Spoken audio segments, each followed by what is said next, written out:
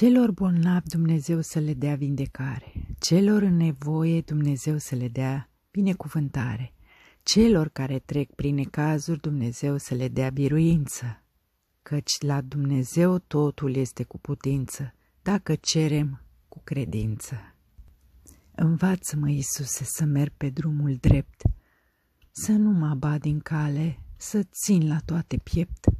Învață-mă, Iisuse, să fiu curat și bun, să am mai multă milă de cel rămas pe drum. Învață-mă, Iisuse, să pot iubi mereu și un om, și un pom, și o floare, și un animăluț, și pe dușmanul meu. Învață-mă, Iisuse, să rămân tânăr mereu. Învață-mă, Iisuse, să fiu la fel de bun ca tine. Slavă!